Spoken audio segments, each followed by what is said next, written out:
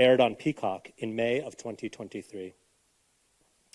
Other credits include Jerry and Marge Go Large with Bryan Cranston and Annette Bening, Blackbird opposite Kate Winslet, James Gunn's Super with Kevin Bacon and Elliot Page, Cooties opposite Elijah Wood, Juno, Galaxy Quest, and Almost Famous, to name but a few.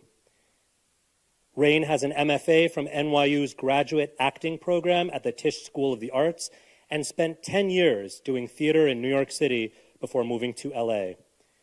He was on Broadway in The Tempest with Patrick Stewart and the Tony-nominated London Assurance. Integrating his artistic calling with a lifelong love of spirituality and metaphysics, Rainn founded the digital media company Soul Pancake, which has more than 3.5 million subscribers on YouTube. He is the author of The Bassoon King and the New York Times bestselling Soul Pancake, Chew on Life's Big Questions. In today's conversation, Ruha and Rainn will discuss his newest book, the New York Times bestselling Soul Boom, Why We Need a Spiritual Revolution, which was released in April of this year. We have copies available for purchase here this afternoon, courtesy of our friends at Labyrinth Books. A few final housekeeping notes. We are live streaming the conversation on YouTube, and the recording will be available afterwards as well. We also have a professional photographer hard at work getting candid shots of the event. We encourage you, therefore, to refrain from recording or taking pictures during the event so that you can be more fully present to this amazing conversation. Ruha and Rainn will converse for about 40 to 45 minutes, and then we will open for a short Q&A session if time allows. We will conclude with a few words from some of our Bahai Club student leaders about how to keep the conversation going, and with an opportunity to have Rainn sign your book. With that, let me remind you that in the end, the greatest snowball isn't a snowball at all. It's fear. Now please join me in giving Rainn Wilson and Ruha Benjamin a very warm Princeton University welcome. Thanks. Thank you.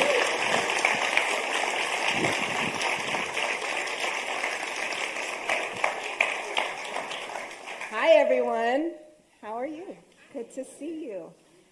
Beyond all the accolades, I just wanted you to know that we were both very awkward tweens, hence the soccer photos. But now I want to go to the cuter version of this. So, Anissa, if you could click. There we go. Aww. So thank you so much to Vineet Chander, who we wouldn't be in this room without, the staff at ORL, ODUS, and if the Bahai Club members could just wave, those of you who are here, just to say hi, thank you for all of your work. It really is an honor. So let's make the best of use of this time together. Is that okay? Let's do that. Okay, all right, awesome. All right, so we are both kind of nerdy Trekkies. Yeah. So let's start with a little time travel. Maybe go to the next slide. Imagining Rainn in college, sitting in this audience, traveling back in time. You did your research, stalker. I know. Wow. I know. So Rainn is sitting there. Yeah. What do you want to tell him? What do you want to transmit through time? Yeah, that's a great question. And I know we'll be getting to some more Star Trek later on. But people often ask that question, like, you know, if you knew then what you knew now. And of course, that's the beauty and mystery of being alive, is we don't know then what we know now, and that's how it should be. And you're all going to go on incredible journeys. You're going to have what are you going to have? You can have economic and professional journeys. You're going to have family journeys, romantic journeys, and you're going to have journeys that are of a more spiritual nature, about figuring out who you are and what vision is and why we are here, and as opposed to why is there not theater. You do Bertolt Brecht one night and a farce the next, and then you do Tennessee Williams the next night and a Shakespearean tragedy the next. So you're playing lots of different kinds of roles. And I guess what has been most interesting to me is that rightfully so, I saw myself as fitting in a very small peg in a very small hole. Like my worldview was quite small of myself, and my belief in myself was quite small. And I would say that, if you had talked to 22-year-old me over at NYU, a couple miles away, and said, "Oh, you're going to be speaking at Princeton with Dr. Ruha Benjamin," and you'd be like, "No, get out of here." Or you'd, be writing a book, or you'd be producing shows, or you'd be, doing this. I'm sorry, I'm not trying to brag, but if you had told me this, I would be like, "Get out! You're crazy!" Like, I want to go to the McCarter Theater and play the weird guy who lives in the basement or whatever. So, I think that our potential and our capacity is much greater than we often give ourselves credit for. So I would encourage you in such a way to view the work that you do and the field that you study in such a way that it allows a great opening to greater and greater possibility.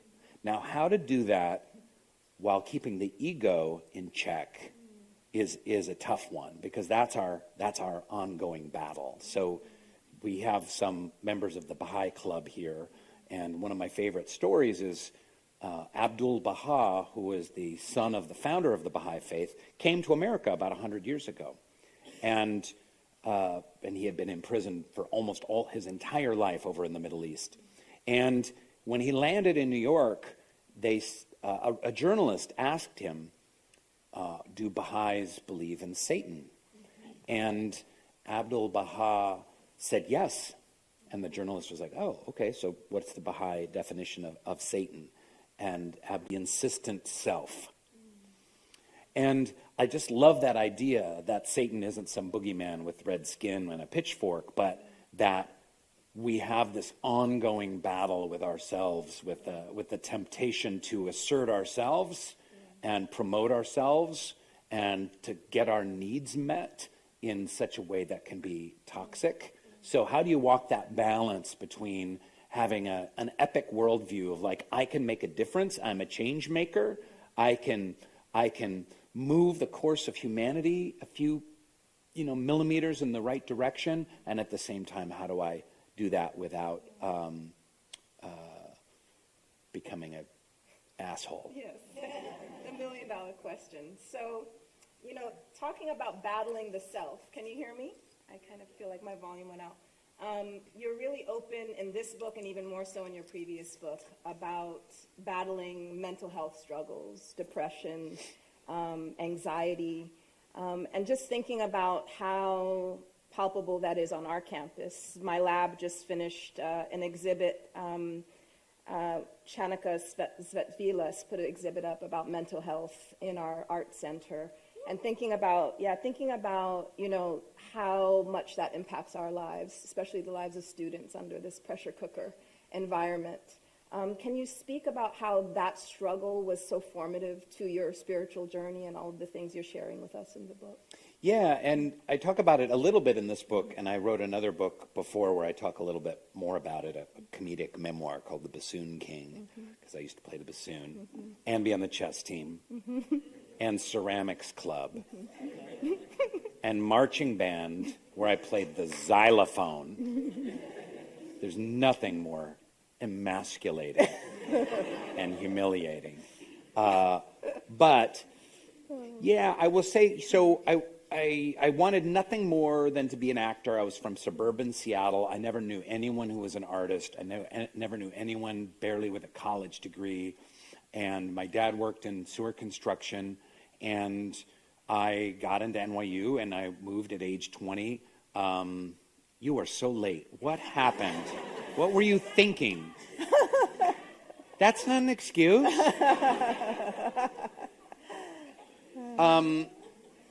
Also, that's the biggest backpack. That is going to totally throw your spine out of alignment. Oh, you kids these days. So, beyond my wildest dreams, I'm over at NYU at age 20, living in New York City in the late 80s. And this is amazing. I get to be an actor. And then, lo and behold, I get a degree and I actually get some acting work. And I'm doing Shakespeare and touring around and doing plays. And I have an agent. And I'm working with some of the world's great directors, Jerry Zaks and Richard Foreman and Tony winners. And this is amazing. And yet I was really, really unhappy. And that didn't make any sense to me. It's like, wait, this is the American dream, right? Like, you move from the suburbs and you go to the city and you get your advanced degree and you study hard and then you're doing the thing you love to do more than anything else in the world. Then you should be happy, right? That's when happiness sinks in. Not during the process. You're miserable during the process. But once you get there, once you have the wife, once you have the house, once you have the salary of $174,000 a year plus a retirement plan, once you have the vacation in Paris or whatever, like once we get there, then we're going to be happy. That seems to be in the cultural groundwater. So here I was living in a kick-ass apartment in Brooklyn. I had a van. I mean, it didn't get better than this.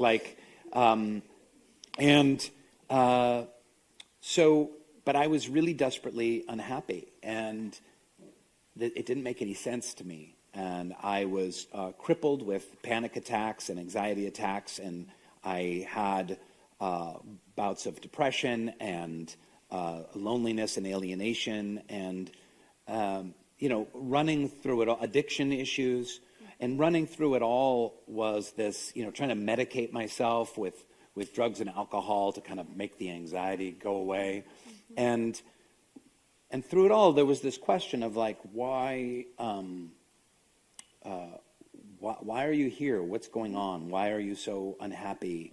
And back in the 90s, and it was kind of a good thing, there was no such thing as mental health. That just didn't exist. There weren't hardly even self-help books. There certainly wasn't, podcasts and YouTube videos. There wasn't meditation apps. There weren't all these resources that we have today.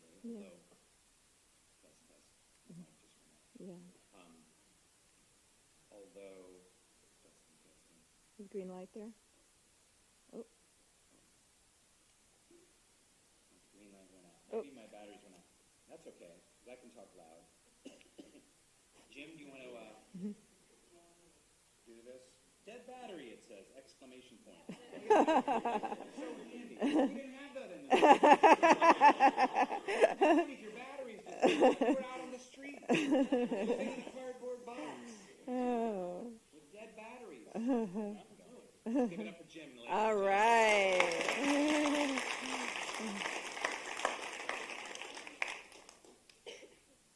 Awesome. There you go. Test. Very nice. Thank you, sir. So, because I had grown up a member of the Bahai faith, I did the only thing I knew to do at that point. And I had jettisoned anything having to do with religion or God or spirituality or the soul or any of that nonsense.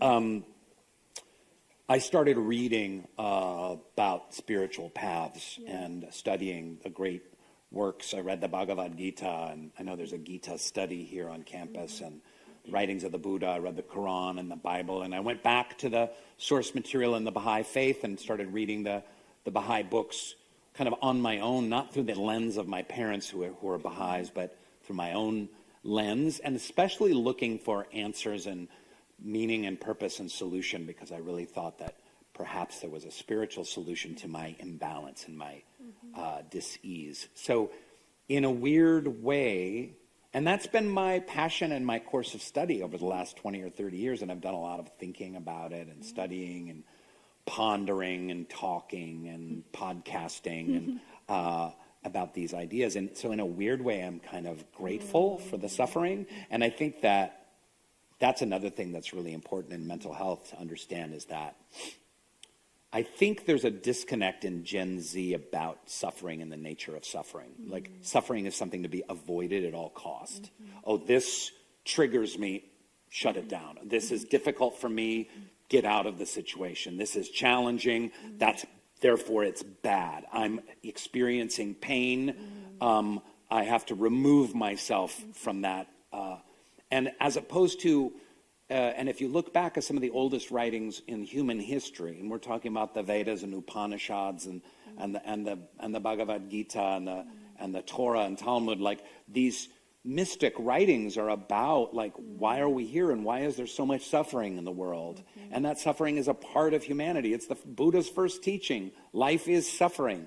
And what the Buddha talked about, the Sanskrit word was dukkha. So the Buddha was really saying life is and dukkha means anxious discontent is the best translation. Life is anxious discontent. Have you experienced some anxious discontent? Just a little. Yeah. Occasionally, i.e. daily, I experience anxious discontent with how things are. And guess what? We're wired that way. And so an acceptance, and I found a deep healing in this research, an acceptance of suffering as inimitable. Well, how do you say that? I'm not sure which word you're inimitable? Inimitable? Yeah, okay, I think that's right. Welcome.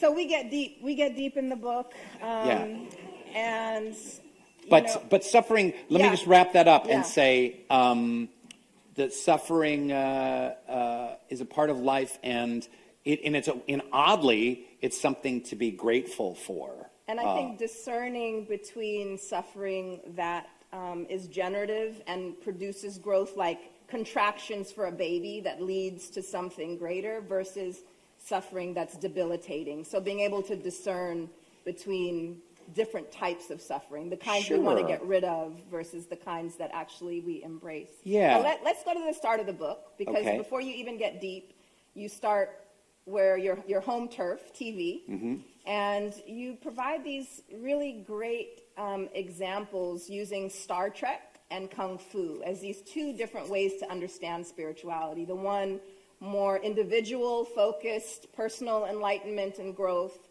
versus collective growth. And so can you just elaborate just a little bit about what you're doing with Kung Fu and Star Trek, what it teaches us about spirituality? Yeah, so I was raised in the 70s by a television, and I spent kind of all my time watching TV shows, and it's odd that I ended up in television. And I loved all the sitcoms, and I loved all the crazy, kooky characters in the sitcoms. And the two of my favorite shows were Kung Fu. Show of hands, anyone seen Kung Fu? 3 people. Wow. You got to check out Kung Fu. Although, watch it on like a podcast, like 1.5 speed, because it's so slow. It's interminable. That's a word I know. But Kung Fu is about a man named Kwai Chang Caine who was a Shaolin monk in China. He's kicked out of the monastery. He comes to the Old West, and he's traveling around looking for his half-brother. And he is subject to a lot of prejudice because he's half Chinese, even though he was played by a white guy. More on that later. They stole the idea from Bruce Lee and made it inimitably racist at its heart. But putting that aside, there's a lot of great stuff about the show. And he uses his wisdom, his Taoist, Buddhist wisdom that he gained at the monastery as he's in the racist Old West. And so there's these angry racist cowboys that are coming at him, and they're greedy and they're violent and they've got guns, and he's trying to bring peace and love and unity wherever he goes and share his wisdom and whatnot. And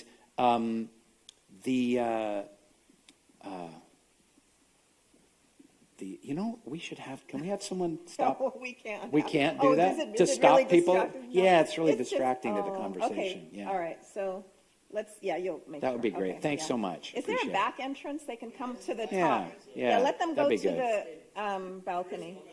Oh, there's no back entrance. There's no back entrance. Or there's a balcony. Yeah. They can come and go from up there. How's it going up there? Hi, guys. So the other favorite show of the 1970s was Star Trek. And I bring up and I highlight these two shows as parallels for spiritual journeys, because Star Trek to me is an extremely spiritual show. Because the backstory that not a lot of people know is that there was a big conflagration. There was a World War III on planet Earth. And out of the ashes of that came a great unification of humanity. And the races and racial harmony was instilled in humanity. In fact, the first interracial kiss on television happened on Star Trek. And there were dozens of Southern TV stations that refused to broadcast it, and it caused a big hullabaloo.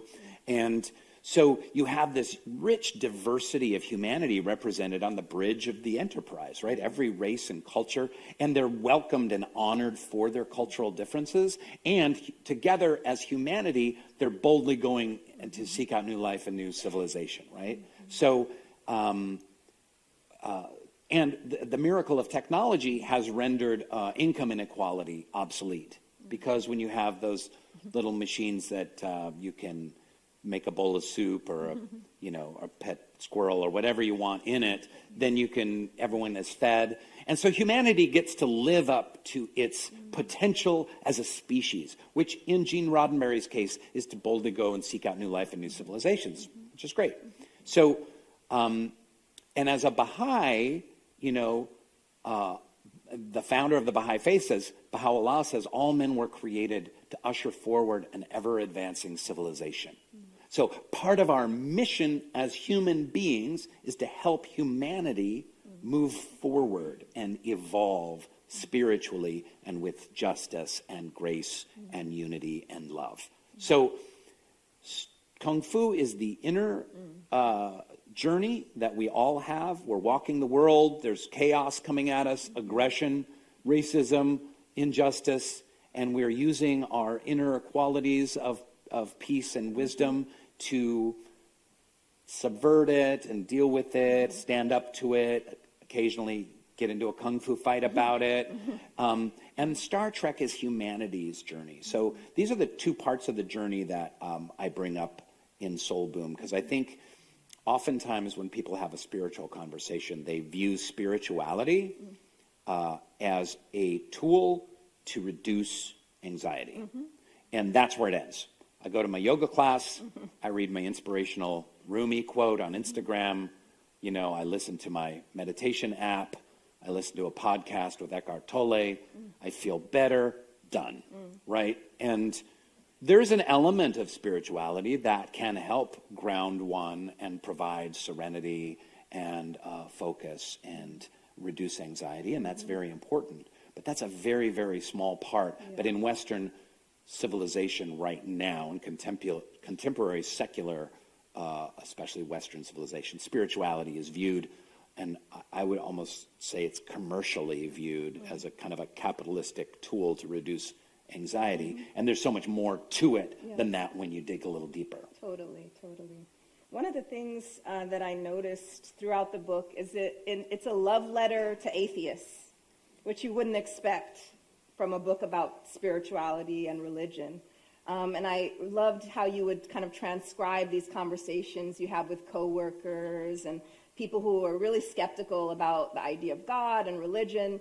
And it wasn't that you were trying to persuade them or persuade us, but you were actually gleaning insights and learnings from those interactions that deepened your own sort of search. And so if you could maybe just recount some of those experiences of talking with people and that kind of exchange and what we can learn from skepticism around this. Yeah, and skepticism is the perfect word. And that's, I spent, in my journey, I spent a good amount of time, I would say 2 solid years as an atheist, because I just wanted to really experience life where there was nothing beyond energy and atoms and molecules. That's it. There's only energy, atoms, and molecules. They happened to have fallen together in such a way that you and I are having this scintillating, inimitable conversation.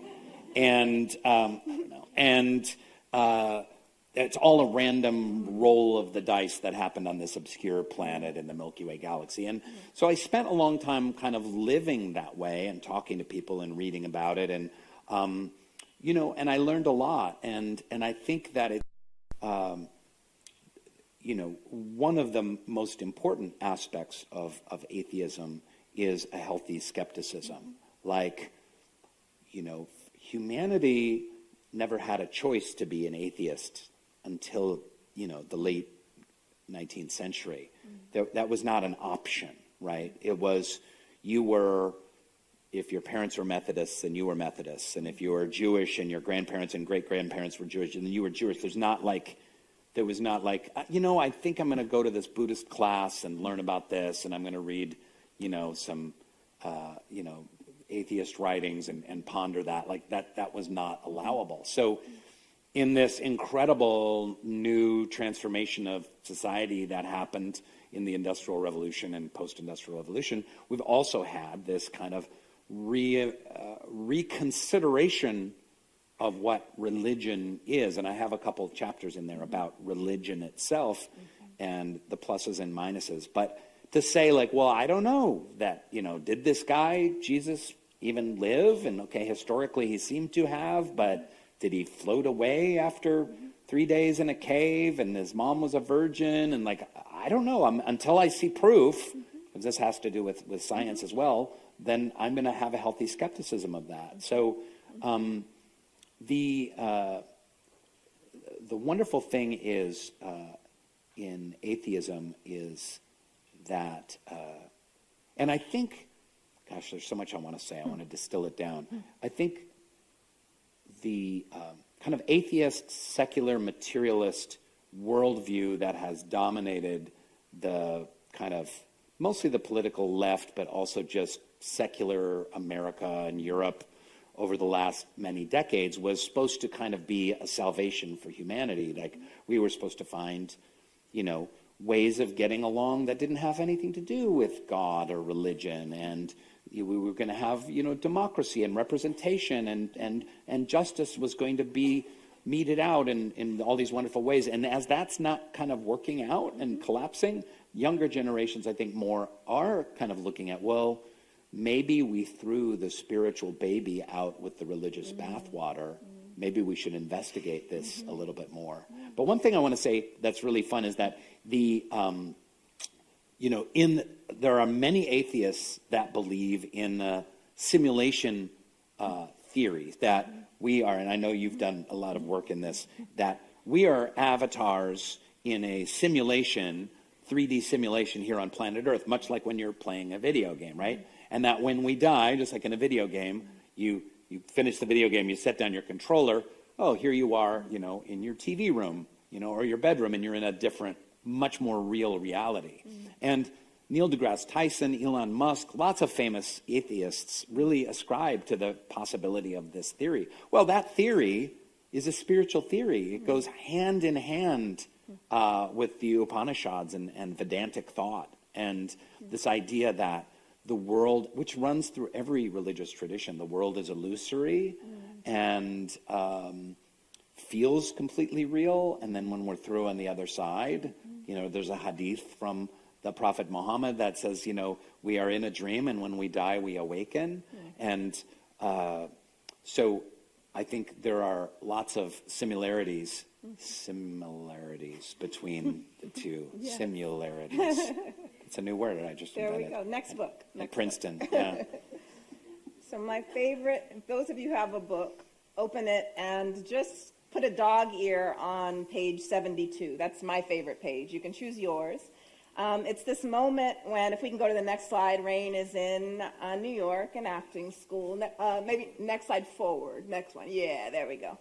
And it's this moment where he's, deep in theater, and then through, in some ways, the mentoring of an important teacher in your acting school, you understand acting as something more than just playing roles and getting applause. There's a deeper sort of purpose and mission associated with it. And I love that page because it reflects what I think most of us want, which is to feel meaning and purpose in what we're doing in life, whether it's through our profession or family or friendships.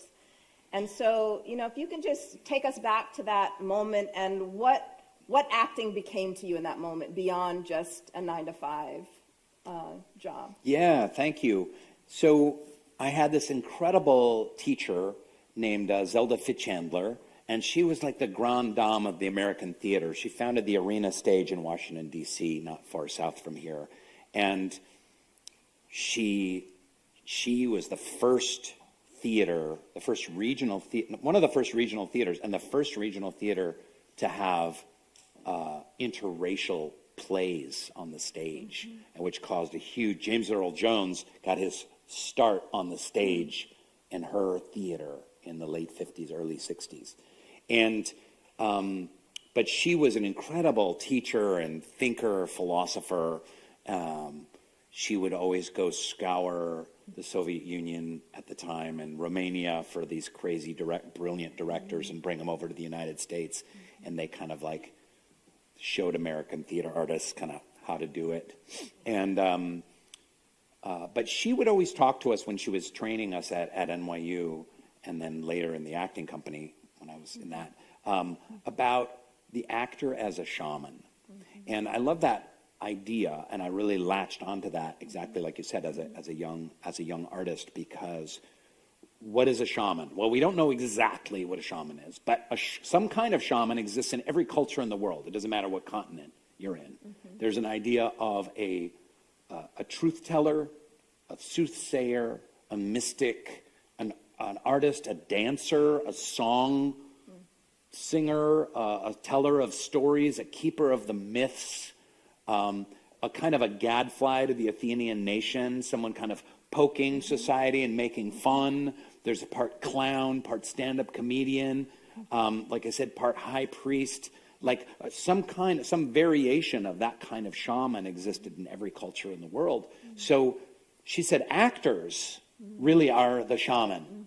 We are the storytellers, but we've got like one tendril in the mystic realms and one, feet planted firmly on the ground, and we're entertaining and we're making people laugh, but we're also telling the stories that shape our culture and shape our society. And I just love that idea that I wasn't just an actor like getting trained to get some pages and some lines and tell a story, but that I was kind of being trained to do something much larger and more visionary. And whether you do that through your art or, I, because of The Office, thank God I have this wonderful platform that I'm allowed to it allows me, let's face it, none of you would be here if I was just like some chump who wrote a book called Soul Boom and be like, oh, yawn. Fortunately, I got to be on a great TV show, so then I get to be, get to have an audience and talk about some of these ideas. I love it. So one of the through lines is the relationship between science and religion throughout. And there's a study that you mentioned towards the very end that is, I think, 1938 Harvard study or Harvard Medical School study. And the question that was driving this research was, what makes a good life? Yeah. And what makes a good life?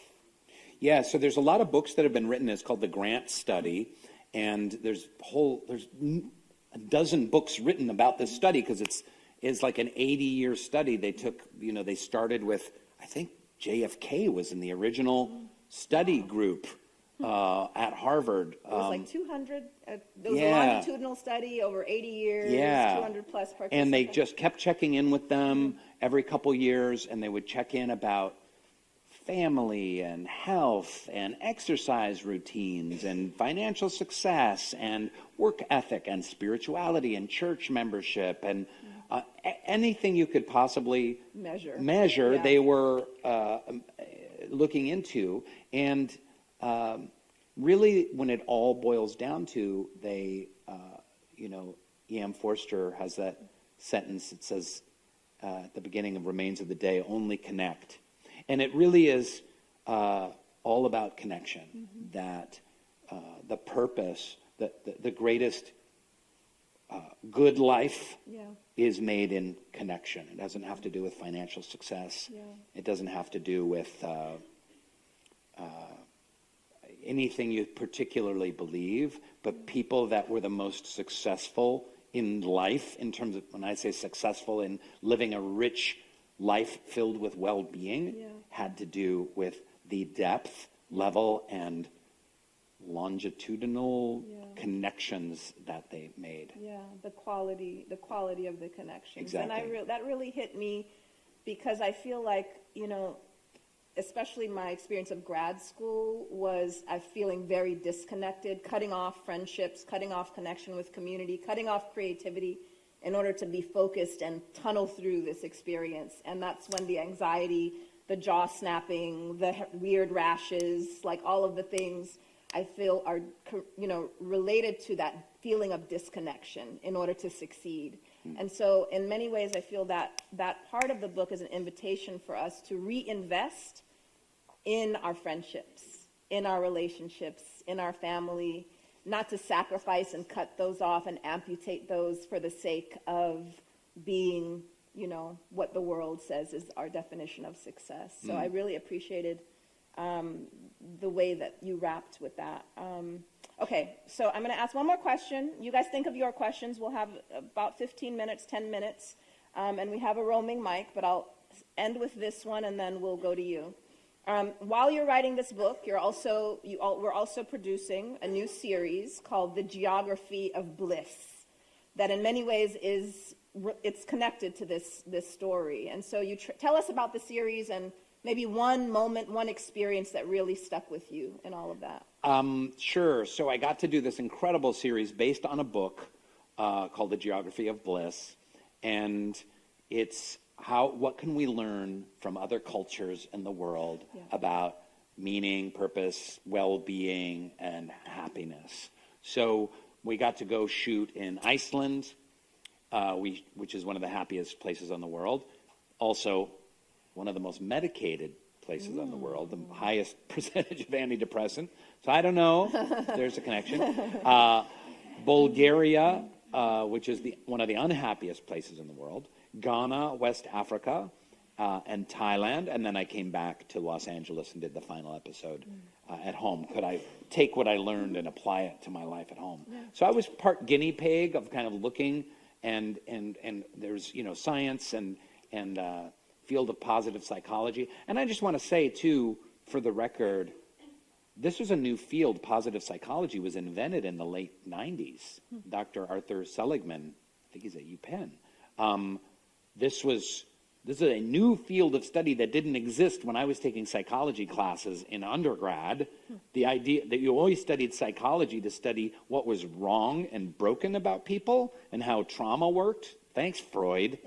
And then this whole new field about what makes lives good? What makes people happy? What can we learn? So obviously there's hundreds and hundreds of books about these findings, and Arthur Brooks and Oprah has a new one out called Build the Life You Want. It's a fantastic book that has just meat and potatoes, nuts and bolts, things you can do to just make your life better and bring meaning and focus. So we got to do this on a global scale and make these episodes. It's unclear if we're going to make more of them, but it was an amazing adventure. It was really one of the greatest things I ever got to do.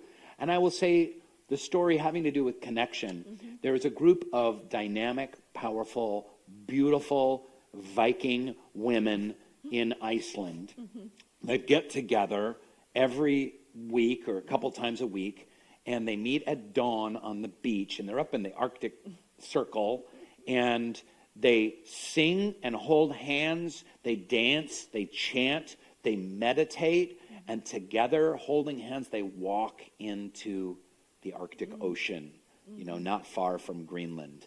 And they go up to their chins, and they're singing, and they come out, and they sing, and they dance, and it's just, it's incredible. I feel like people and women have been doing that.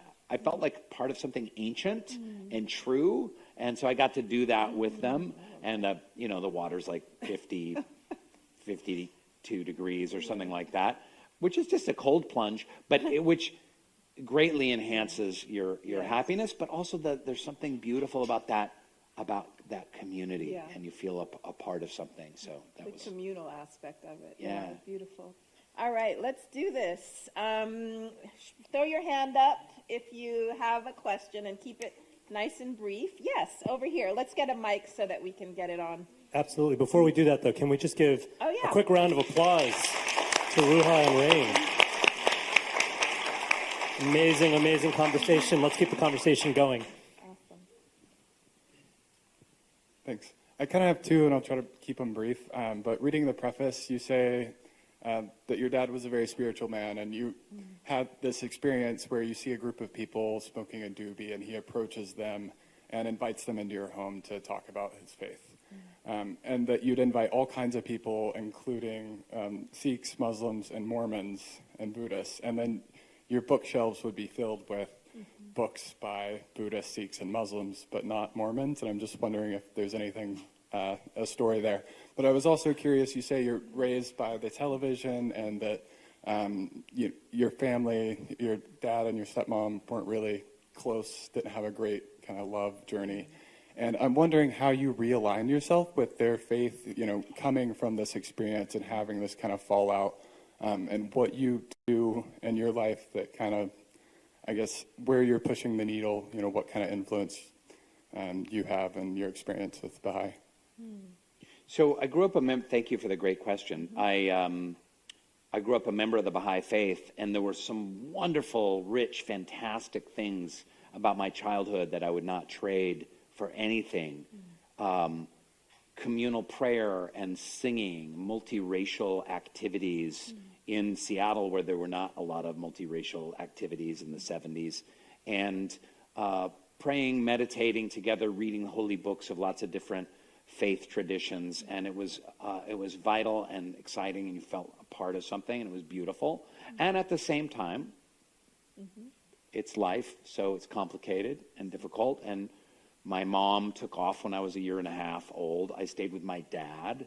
He got remarried, and they had a terrible marriage. They didn't love each other, and they would fight a lot, and they were completely disconnected. So it was this kind of weird kind of mind F. I'm not going to use the F word at Princeton. Where you're growing up talking and singing about love and unity, and then at home, there's no love or unity. So it's this kind of weird disconnect. And I think maybe a lot of people who grew up in religious families can relate. There is oftentimes this hypocrisy because you're yearning for love and unity and meaning and presence, but the boots on the ground reality is that you're not living that. So what I have strived to do, and sometimes failed, but sometimes succeeded, is have my life as a Bahai mirror in the outside world, and also mirror with my family and friends, and try and walk the walk. And that's a tough thing, and that's part of my mental health struggle. It's part of my spiritual journey, and a lot of people that have had negative hypocritical spiritual experiences as a kid and in their families, then they jettison it completely, which is very understandable. And sometimes you find your way back to finding some meaning there. Yeah, thank you. Yes, I'll let you choose. Okay, we'll start here and we'll make our way. Hi. So I am someone who would have identified myself as an atheist for the past few years. And I've kind of recently decided, I don't think I want to do that anymore. So I was wondering if you could tell us a little bit about, from your transition, I guess, from going from an atheist to loving God. What is it? How do you get there? I kind of want to go there too, so I'd love to know. Thank you. That's a great question. Thanks very much. My very favorite question. So in my search, I really had a hard time with God, because even in the Baha'i faith, where God is not seen as this patriarchal, judgmental figure, that the cultural groundwater is just so filled with dad, I call him in the book Sky Daddy. This idea of Sky Daddy. The notorious God is the name of a chapter. Yeah, the notorious God. So God, Sky Daddy looking down like, oh, he didn't do his homework, and oh, you ate too many edibles last weekend, and like, like this whole thing, like that's what God's doing, and who's going to go to heaven and who's going to go to hell, that kind of thing. So I had a lot of issues with God on my journey, and it took me years, really, and I did a lot of reading and praying and contemplation, and I read some texts about Native American spiritual traditions, which is where I'd recommend going, because the idea in the Lakota Sioux is that God is called Wakantanka, which means the great mystery. So, and I love that idea of God as the great mystery. It's not a personification. It's not a being. It's not a guy. It's a mystery that exists outside of time and space, that's really most connected to nature, which is how I mostly experience God, for lack of a better word, the creator, the presence, the divine energy field. And I love that I think that sometimes when people say, well, I don't believe in God, I'll often say, well, I don't believe in the God that you don't believe in. Because it's oftentimes, again, this kind of patriarchal Sky Daddy that is kind of monitoring everyone in a way that's not really helpful. And so in my chapter, The Notorious God, I talk about God as more akin to beauty and love and music than any kind of being with superpowers. Can I read this one sentence you have here? You're quoting Rosalind Marie Amenta's book, and it says, in this sense, the Native American does not transcend the world in the Christian or Vedantic or Neoplatonic manner. Rather, he plunges into the world and experiences himself and the earth with all its myriad phenomena as being totally immersed in and revelatory of the divine reality. And I loved that shift from thinking about trying to hover or exceed, but versus going in. And I think that also relates to the conversation about justice throughout the book. It's like, to be spiritual is not to hover and feel apart from everything like you're so above it, but it's to get your hands dirty. And so that plunging into the world, I feel, is much more true and just more compelling as just a way of life. Yeah. That's great. Other questions? Yeah, go. Here. Hi. So along the lines of perhaps not wanting to have a Sky Daddy, we're part of a generation that a lot of us do tend to identify as spiritual but not religious. Like there's this distinction between spirituality and being religious. And I found it interesting how you've connected the two in your book. I just wanted to know what thoughts, opinions, vibes you may have about that distinction we have between spirituality and religion. Yeah, great question. I've thought a lot about this, and I think that, religion has done some of the worst things in the history of humanity has been done in the name of religion, and been done in the name of a loving God. Wars, flying planes into skyscrapers, Catholics slaughtering Protestants and vice versa. There's even been Buddhist terrorists in Sri Lanka with bombs. Like it's horrific. Not to mention a lot of other issues about human rights and women's rights and whatnot around religion. So it's very natural in this new century to kind of say, hey, wait a second, this is wrong, and I don't want any part of that.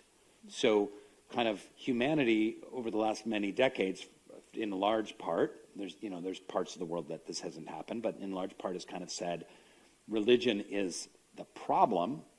Religion can't ever be the solution, right? So, and that's a natural phase of evolution, I think.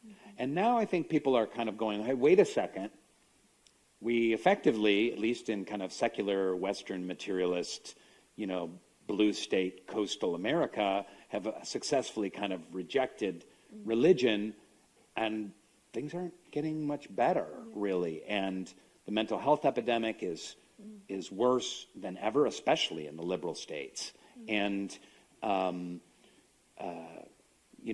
what's going on? And there's even more partisan divide and disunity. So what I talk about in the book is, again, I use this phrase, we threw the spiritual baby out with the religious bathwater, that it's important to kind of look at some commonalities of what religion gives humanity. Why has humanity either created religions or been brought religions, depending on how you view them?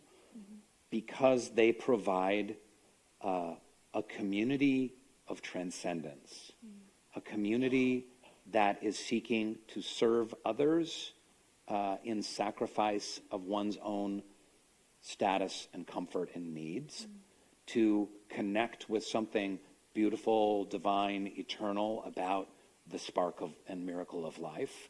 Communally, again, only connect, right? The Grant study. I have a thing of the 10 universal truths of religion. Prayer and meditation is obviously more powerful communally. But religion is simply a systematization of spiritual principles. There's nothing wrong with being spiritual and not religious. But there can be great religious movements that make the world a better place. For me personally, to me, that's the Bahai faith. And I believe that the Bahai faith has some wonderful plans and ideas and ways of focusing that, like you said, like roll up your sleeves and get into the world itself to help create more justice and more peace and more unity through spiritual practices and tools and whatnot. So I'm happily, proudly in that tradition, and there's people that are in other spiritual traditions, and there are many other faith traditions that do incredibly great and powerful work. So, yeah. I think that we're running out of time, so I'm going to actually ask the Baha'i Club members who are going to make a brief announcement to start coming up. If Anissa, you could put it to the last slide. There's a QR code. This is for those who want to be part of any kind of book club to discuss, actually read and discuss together. Yep. Are you? Yeah, we go. All right. So awesome. We're going to look this final announcement. I guess the last thing I want to say is, Rainn in the book talks about this concept of soul work. And I want to just invite you to carve out a little bit of time in your busy schedules alongside all your schoolwork to invest in soul work. That don't put it off until a later date. It can enhance, it can help you focus, it can help you get meaning in what you're doing. Don't let it be an afterthought to your time here at Princeton. With that, we have a brief commercial break.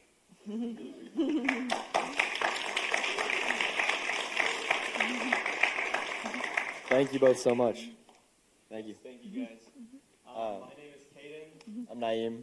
We are the co-presidents of the Bahai Club on campus.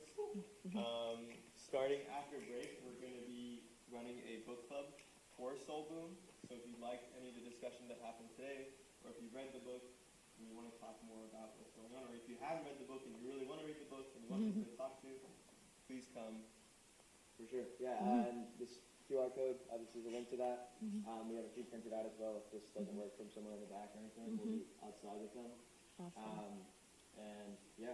Thank you guys so much for coming. Thank you for organizing. So we're going to do a Soul Boom club where we talk about spiritual ideas and elevated conversations. That's the idea. Okay, good. Well, I will zoom in to your club. Awesome. How does that sound? Yeah. Yeah. Extra perk. Yeah. But when I Zoom, I do it shirtless. So I don't know. Think about that. Awesome. So right now we are going to transition to book